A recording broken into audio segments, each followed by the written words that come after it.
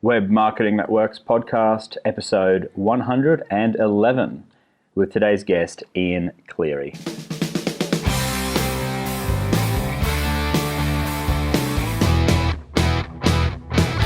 Welcome to the Web Marketing That Works podcast. Come behind the scenes of real-life marketing experiments and listen in as amazing guests confess the truth about what really works. Now, here are your hosts, Adam Franklin and Toby Jenkins. My name's Adam Franklin, and you are listening to the Web Marketing That Works podcast. This is the show for people like you and like me who love marketing on the web. Ian Cleary from Razor Social is the guest today, and we geek out on all sorts of interesting things. But before we go there, I want you to know that you will be taken behind the scenes of real-life marketing experiments. We'll look at the good, the bad, and the ugly, confess what's failed, and reveal the truth about what really works. This podcast is brought to you by the book that Toby Jenkins and I wrote called Web Marketing That Works. And there's a gift for you, our listener, which is the 33 free marketing templates.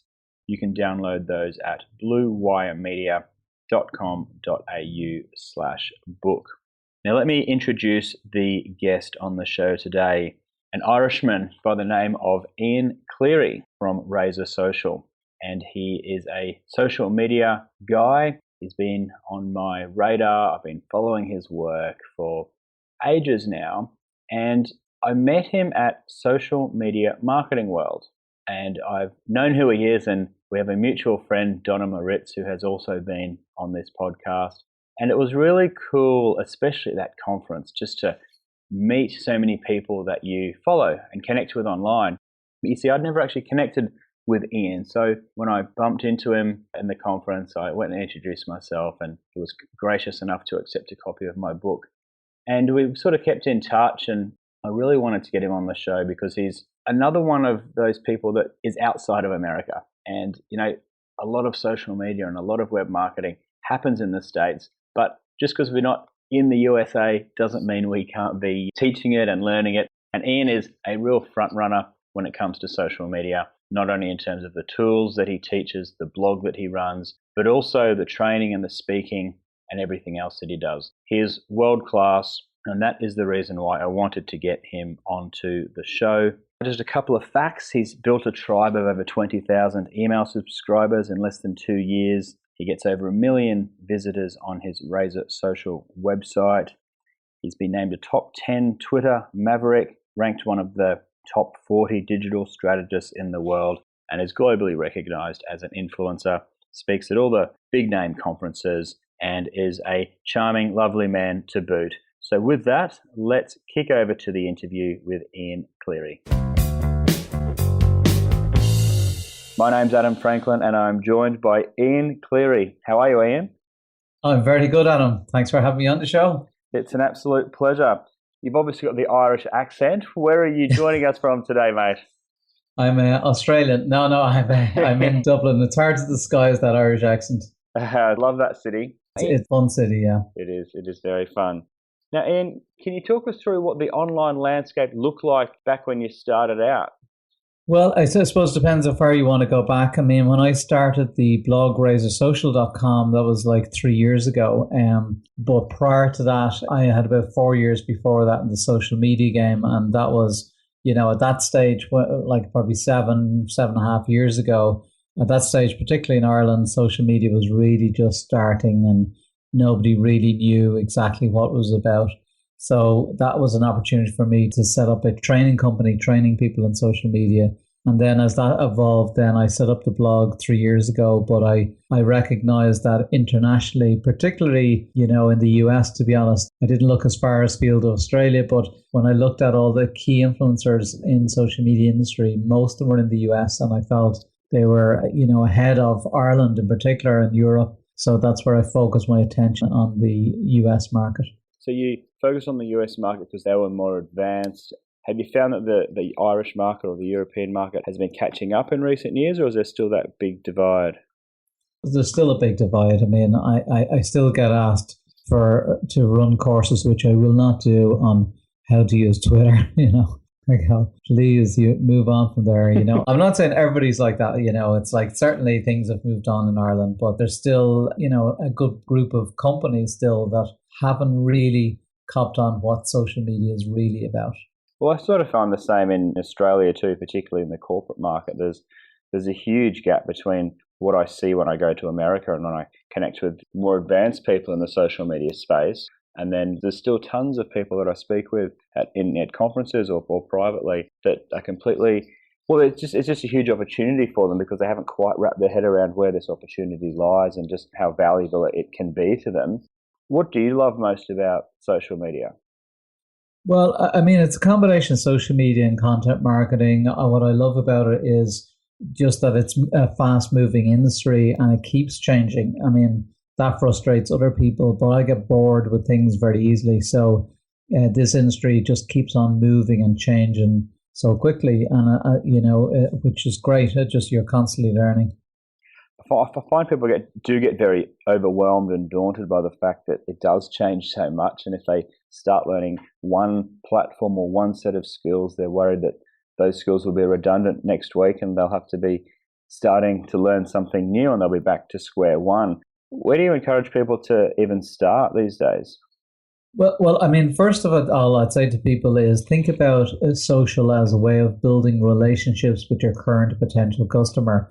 So, if your relationship building skills are good, well, then you will adapt to the other platforms very easily because at the end of the day, it's just people on these platforms, and relationships. You can build relationships on any platform. So once you get the hang of it on one platform, it's relatively easy to move, to another platform.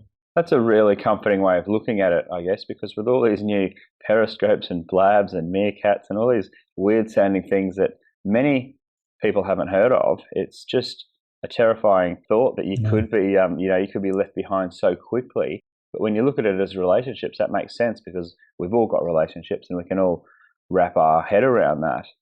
Well, say, for example, if you decide, Adam, tomorrow, you're going to hop onto Periscope, and just for example, say you hadn't been on it before, well, immediately people will, first of all, it's connected to Twitter. So people on Twitter that you're interacting with will see you're on Periscope. So immediately you get an audience there already. So once you build a reasonable audience on one platform and build the relationships, when you move on to the new platform, it just gets easier to build the audience because there's a ready-made audience because you've built up a name and a reputation already.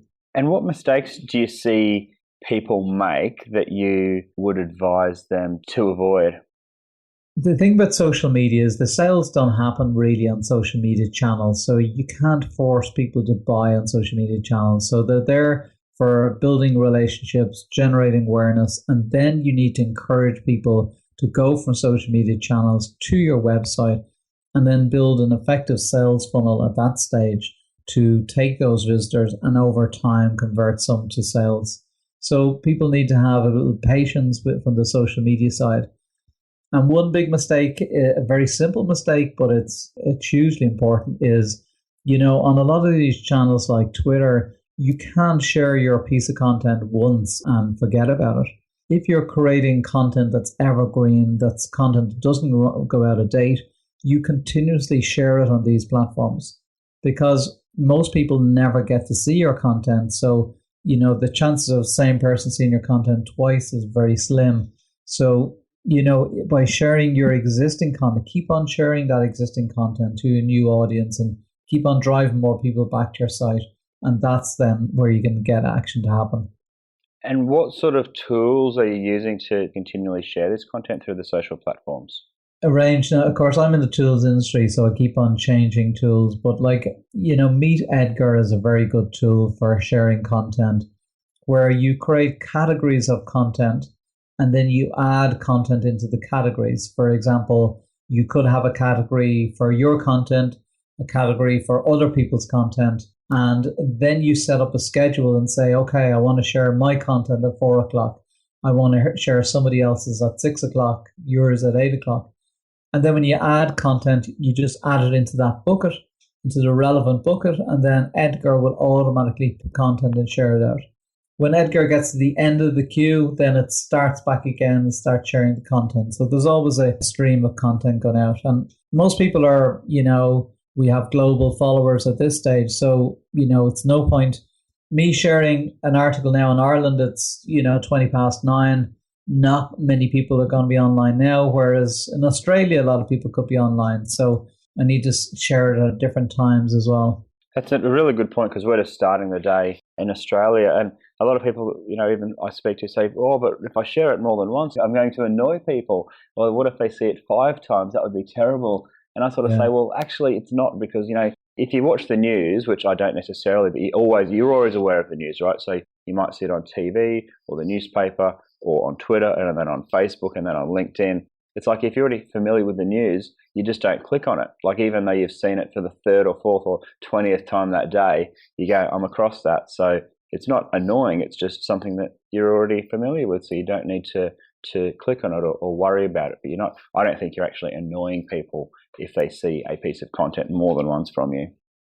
No, and I mean, if you look at Twitter, if you have 1,000 followers and I send it to 1,000 followers now, I think, less than 10 will actually see it at this time, because just the timing, and most people are not logged in. And even if they're logged in, they get so many tweets, they're not going to see it. So you're talking about a really small percentage seeing, every tweet you're sending. So you just make sure to space them out, and you don't have the same tweet twice in a row, so you have your tweet and then you might have 4 other people's content, and then you have your content again.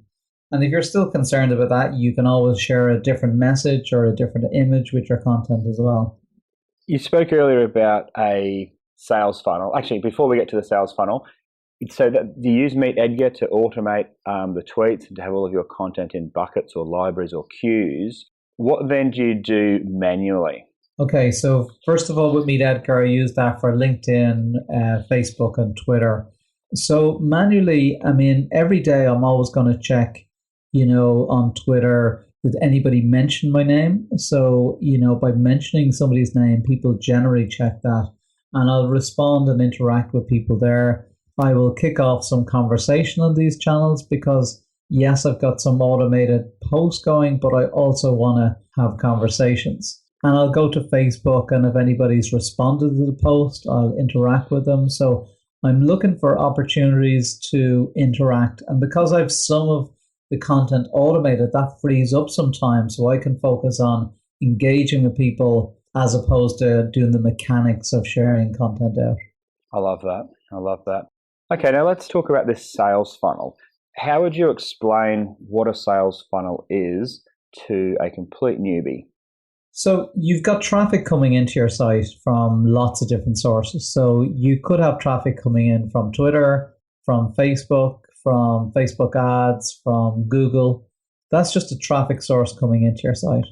When it comes into the site, people are not ready, not generally ready to buy immediately. So you need to see, well, what is the sequence that needs to happen to convince some of them to buy? So typically people arrive in and you go, okay, well, do you want to sign up as an email subscriber and download a free guide? Now they're in the funnel. Now they're an email subscriber. They're part of your community. How do you bring them to the next stage? Well, maybe immediately after this subscribe, you say, well, I have this, magic, digital marketing template. Would you like to buy this template for $49? And if they buy that template, well, then maybe you offer them something else after this, or maybe at a later stage. So it's bringing people, it's creating a sequence of events that takes somebody from a tweet all the way through to a sale. And that could happen within the space of a minute or two, or it could happen over 6 months or a year, because once they're in as an email subscriber, they may, buy now, or they may buy in 3 months or 6 months time. But as soon as they put up their hand and show that they're interested in a product, that's where you bring them through a sequence of emails or screens or events, or just to convince them that this is the right product for them. Nice. Now, what sort of combination of, say, value add content emails would you have compared to, say, the calls to action type sales, commercial offer type emails? Okay, so we've got a monthly subscription program. And so when people come to our site, they sign up for a lead gen guide. It's just a useful guide. Then we've got a series of 5 emails, which are pure value add, where each email is it's educational content, but it's marketing our product and service that's coming. So that's what we're thinking about all the time. It's not education for the sake of it. It's like educating them about the need for the product that we're going to present at the end of this. So we've got, but we're of course give them useful content as well. So that's 5 emails over the space of 5 days, and they know that's the sequence that's coming. And then at the end, then we make them an offer for, say, well, if you enjoyed all this content, got a lot of value out of it, you're going to love our monthly subscription club. And then we provide, an offer at that stage. We bring them to a landing page, which is a video sales letter. So it's basically a video playing with text on the video with my voice, and it explains, what the community is about, what the value they'll get, what the offer is, and then they can go ahead and buy at the end of that. Very interesting. Now, Hagen, what are some of the things that you've been most surprised by in your various, say, marketing experiments or things that you've been testing out over the years? What's really taken you by surprise that you've learnt from, or that you had an unexpected result from? I mean, sometimes the upsells, when somebody buys a product immediately, it's buying another product is sometimes you can get 10% or more conversion on the next product immediately afterwards. And, that's surprising that, somebody hands over, say if somebody hands over $100, and then the next stage immediately after that, you go, well, hey, thanks for buying this. Well, this other product for $80 is going to help you, with another area which is related to this. Sometimes the conversion can be very high on that one. So, and even going the next stage, immediately after that, offering them another option to buy. So that whole upsell, downsell sequence, when you do an upsell for a higher price product or a downsell for a lower price product, it's surprising that I think it is that people like buying. So once somebody buys, they're strongly encouraged to buy again immediately afterwards. That's funny because you say people like buying, and we do. And sometimes when we're creating our online marketplace or our website or whatever, we get petrified that thinking if we make an offer, they're going to hate us. If we ask them to buy something, then we're selling out or we're pressuring them or we're bad people. But you're right, at the end of the day, people do love to buy, and it's fascinating that people are prepared to buy and buy again so soon. That's an unreal revelation. Yeah, it was just interesting on my last webinar. I had a slightly different tact when I was selling at the end. So at the very end, I was saying, listen, I told you what's going to provide. I think this is going to be super valuable. You should just buy this now. Don't be wasting your time doing this yourself. Just go ahead and buy it. You need this product. And typically, I'm not forceful with it. But I suppose one thing is I know it's a good product. I know it's valuable. I know it's going to be useful. So I'm telling them what I think. And that helped with conversion a lot at the end. Because I think people are going, well, you're right. I'll buy. So I'm going to use that one again. Yeah, good confident selling. I like that. Yeah, I suppose if you're confident in your product, well then, and you've given people free content and people like it, and people are thinking at the end, wow, I'd love more of this, so it's just then you need to go, right, well, buy this, just buy it, because at the end of the day, we give, people can get their money back within a month. So it's not a case of, if you don't like it, there's your money back, if it's not relevant to you, but just buy it and try it out. And then, so how are you actually setting this up? I presume, well, I'll let you answer, but so you've got, is it like an offer that you're making within, say, the checkout area, or are you having like another sales video and another message for each of these upsells or downsells? Like, what's the actual process look like for the person who's interacting with you? So it depends. If it's through a webinar, then the offer we're pushing is the annual subscription. Because, when you get people onto a webinar for 45 minutes, people are more likely to pay, the bigger money. So we'd go with that offer. And if they don't go with that offer, then we'd offer it through an email. Then we'd say, hey, sorry, so you didn't go for this offer. Would you be interested in a monthly subscription? And then there's a link then to, we would either have just a landing page with just text on it, which is just a sales letter, or we'd have a video sales letter, which would be a video with text on each screen and then me talking through it on it. Now, when somebody buys, then really it's just then the next screen is going, well, thank you very much for buying this. We also have this available if you're interested. I think the key there, and this is important, is that it's not, you can't say, oh, you've bought this product for $100. Oh, now buy this for $80 and now you're going to have the full package for that product. People can't feel that they've missed out a piece on that product.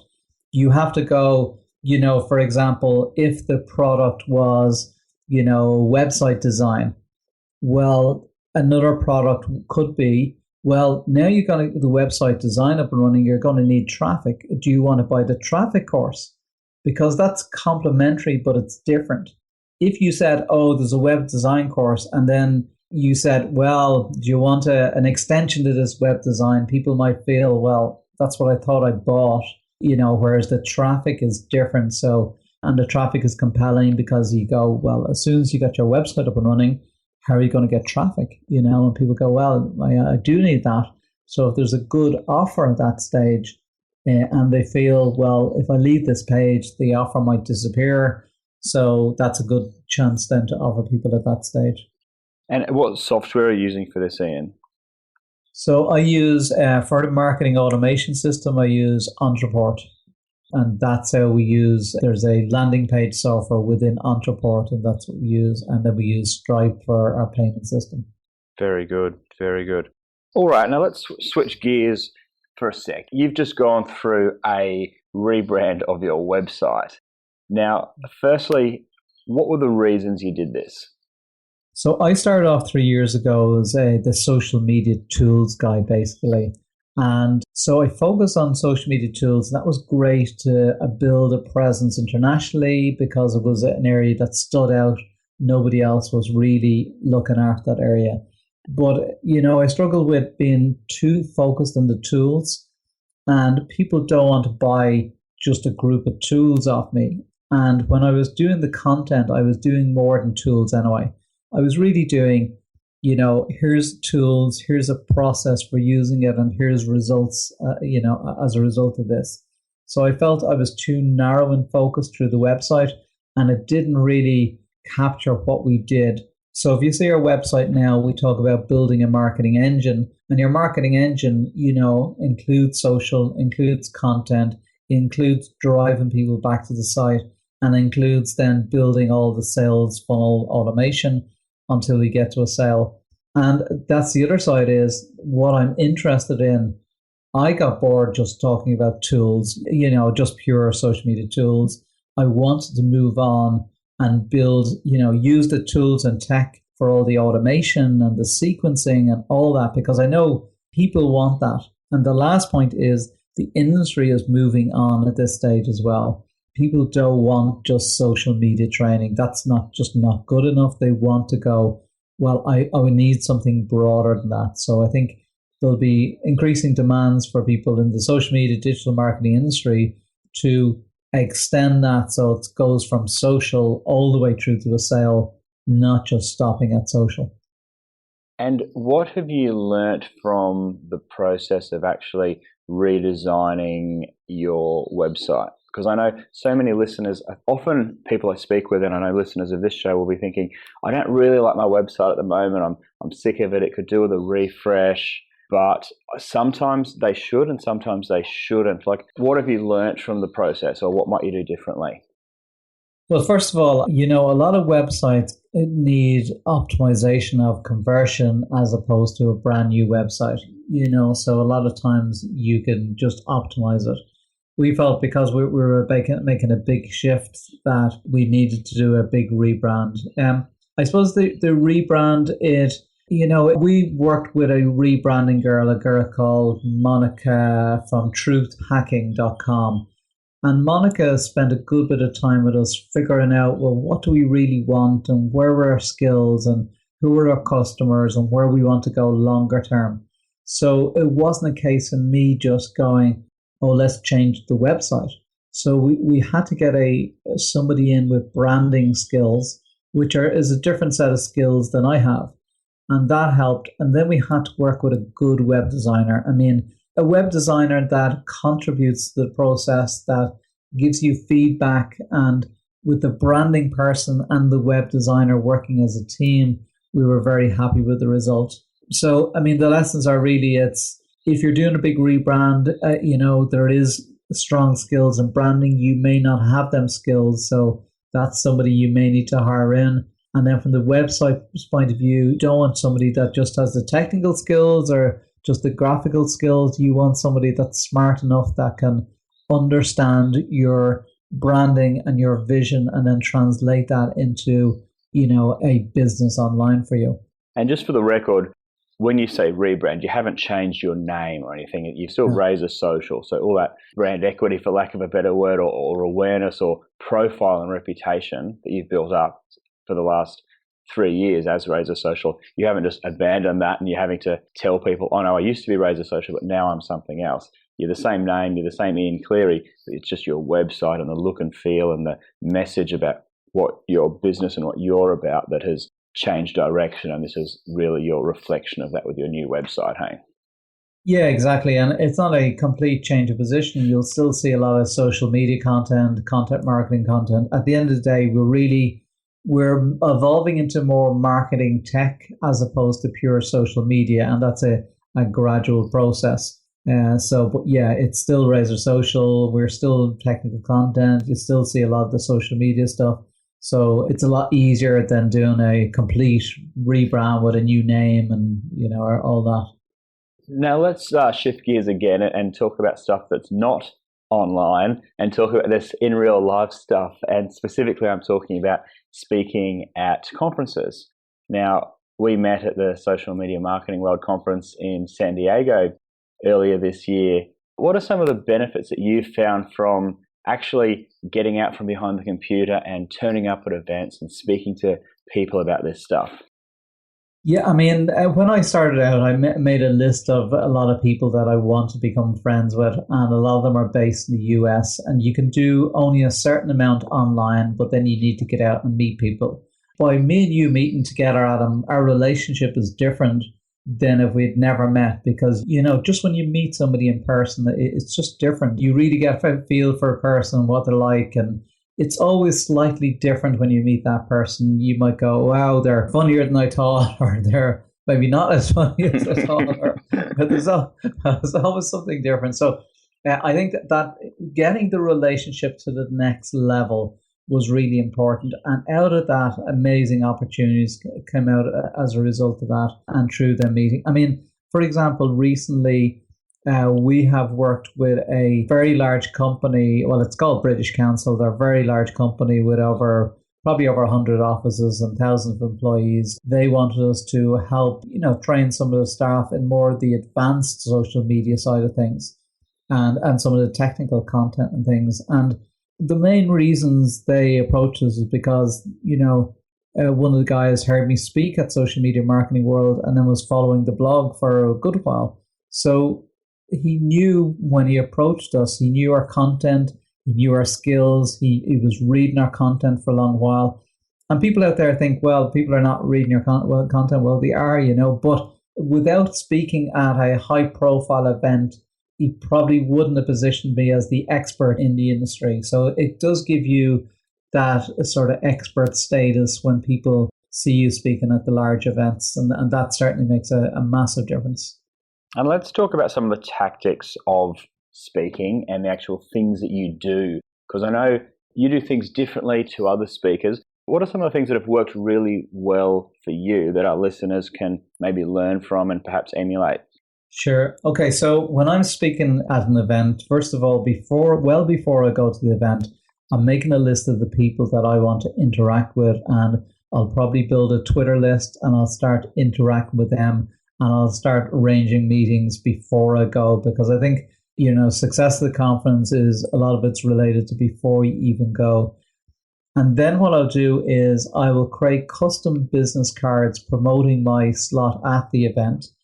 And when I arrive, I'll go around hundreds of people and I'll ask them, what are they doing at, if I'm speaking at 10:30, I'll say, what are you doing 10:30 on the Tuesday morning? They'd say, I'm not sure. Well, I said, why don't you come to my event? It's going to be very practical, full of great information. I'd love to have you there. Here's my card. And on the card, it will have the date, time, name of event. And I'll literally go around 100 people or more and do that. And what happens is, well, they get to meet me, they get to know me, so I have a chat with them. Nobody else is inviting them there, so they don't, I'm the only person that invites them. So then when I'm speaking at the event, I stand at the door and I shake hands with everybody for coming in, because I want to thank people, particularly people that I invited to come. I want to thank them when they come in. So when they come in, they're very happy with me shaking hands, because again, it's not too many speakers do. And then they sit down and now they're in good form and they like me because I've put a bit of work into this already. So they're more likely to play along. I like to mess a bit in the events and I like to get a bit of laughter and a bit of applause. And so they're more likely to play along with that. So then when I'm speaking at the session, I'll do, normally if I'm speaking 45 minutes, I'll only do 20 minutes and then I'll take a break. So always take a break halfway through. And when halfway through, I can't listen to somebody for 45 minutes, so I don't expect anybody else to, because I just get bored easily. So after about 20 minutes, I'll say, listen, just talk to the person beside you, talk about your favorite tool, and you've got a minute. So the room erupts in conversation. And so I get a time to, that's a minute break for me. Think about the stuff I was meant to talk about that I didn't, or plan out in my head the second half of the event. And then after I have the conversation, I don't mind what they talk about. It doesn't matter. It's, they're chatting to the person beside them, they networking and stuff. When they come back to me then, after that, now they're sitting on their chairs, but when they're finished conversation, then I start again. Now they're ready to hear more content at this stage because they've had a break and the noise in the room is good and there's a bit of energy going again. Then I'll do the second half, at that stage. So it seems to work quite well. I definitely get a lot more people in a room because I do it. I mean, when I was at Social Media Marketing World, I had the biggest room and it was packed out the door. But I reckon there was probably at least 100 to 150 people in there because of the card, because people are not sure where to go because there's 10 or 12 sessions on. So nobody likes going up against me at the same time because they know I'm just going to promote my event and they won't bother. Marketing the content like a good content marketer there, Ian. Exactly. That's all I'm doing. That's all I'm doing. They're like physical tweets, like a little business card with 140 characters going, come see my session, and doing them manually. Yeah. I love that. Actually, by the way, I also then scheduled different tweets and stuff, and 5 minutes beforehand, my tweet would be scheduled saying, the room is filling up, you better get here quickly, because I know from all my promotion, the room will be filling up. And that brings some more people in as well. Oh, that's really cool. And I love actually sometimes when you can actually schedule tweets to go out at key points during your presentation. And of course, some people think that's magic when they go, how's he tweeting from the stage? He hasn't actually reached into his phone yet. But no, that's a neat trick as well. Thank you for sharing those nuggets of information with us, Ian. Is there anything else you'd like to get off your chest and share with our listeners before we call it a day? I think you've done a very good job of dragging lots of stuff out at me there, Adam. So maybe what I'll do is I'll share just a couple more social media tools that people might be interested in. So yes, please. I mean, I really like CoSchedule as an editorial calendar tool for blogging. I think the guys have done a great job building that tool. So that's a really good one. I think it's important to have an editorial calendar, whether you're a one-person band or 10 people, it doesn't matter. When you want to build email subscribers, one of the best tools is Opt-in Monster. That's great for conversion, for building a lot of email subscribers, which is going to be so essential. And then pure social media side, if you find Meet Edgar is a little expensive for you, Post Planner is more reasonably priced. It only supports Facebook and Twitter, but it's a great tool and it's very reasonably priced as well. So there's 3 additional tools. And at the end of the day, I think Meet Edgar's maybe $50 US a month. So it's not. Some people flinch a little bit at that, but as soon as you realize how much time it frees up and how much peace of mind you've got knowing that all your best content's being shared all the time and you don't need to worry about it again, it's for me, it was a real game changer. So I wouldn't flinch too much at the $50 a month. Give it a go and just see how better your social media sharing is. Yeah, I agree with you, Adam. I think as well as like people need to not consider too much the cost. They think of, how much is an hour of my time? How much can I earn with that hour of my time? And if that's going to save an hour and your time is worth $500 and this is costing you $50 a month, it's like, and it saves you a couple hours a month, well then it's so worth it. Absolutely. Now, where can people go to find out more about you, Ian? They can come to Dublin. That's a good idea. Exactly. You have to go over, Adam. If you go to razorsocial.com, you'll always find me there, or on Twitter at Ian Cleary, IANCLEARY. Awesome. Well, thank you so much for joining us on the podcast today, Ian. I appreciate it, and our listeners appreciate it, and you have yourself a great evening. Thank you very much, Adam. Thanks. I really appreciate being on it. Thank you. And that's a wrap for my show with Ian Cleary from Dublin. He did say we should go over there to connect with him, so I may even take him up on that offer, whether he knows it or not. But if you can't make it to Dublin, definitely connect with him on those details that he gave us, razorsocial.com. He's cool, hey? I think I unfortunately didn't get to see that actual presentation that he did at Social Media Marketing World because I actually had to get on a flight and head to Chicago for a mastermind. But I did see him actively handing out those business cards that he spoke of. And in actual fact, before I gave him the book, which was actually during the conference, there was pre-drinks on the opening night, or the sort of pre-opening night. And it was there that he was actually handing out those business cards. So I was on the receiving end of that ever so briefly because he was sort of going around the room handing them out.